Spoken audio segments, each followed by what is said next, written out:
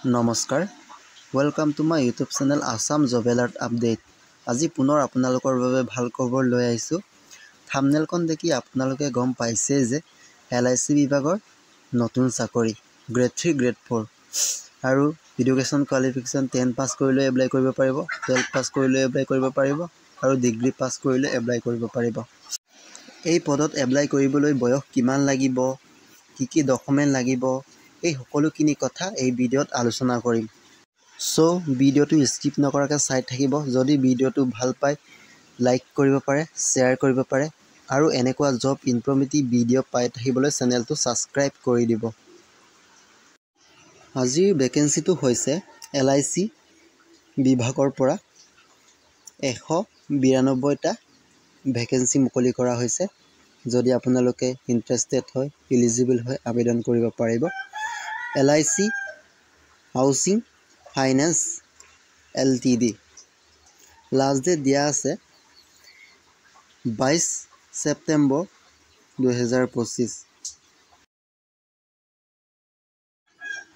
Name of post apprentice, total post দিয়া আছে 192টা।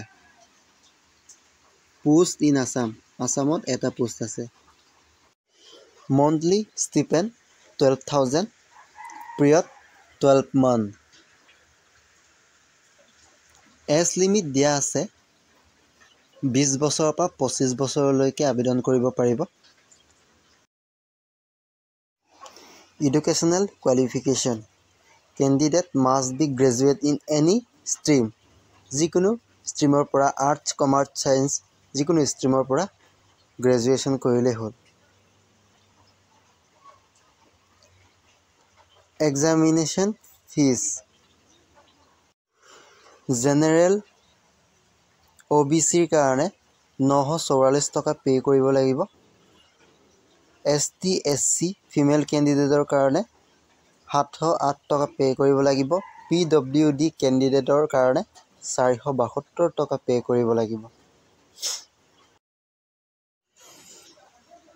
Application start হৈছে ছেপ্টেম্বৰ 2 তাৰিখৰ পৰা আৰু আবেদনৰ অন্তিম তাৰিখটো হৈছে ছেপ্টেম্বৰ 22 তাৰিখে আবেদনৰ অন্তিম তাৰিখ।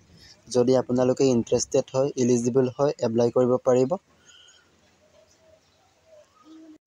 এনেকুৱা সুযোগ সুবিধাবোৰ গ্ৰহণ কৰিম বুলি ভাবিছে যদি গ্ৰহণ কৰিব পাৰিব।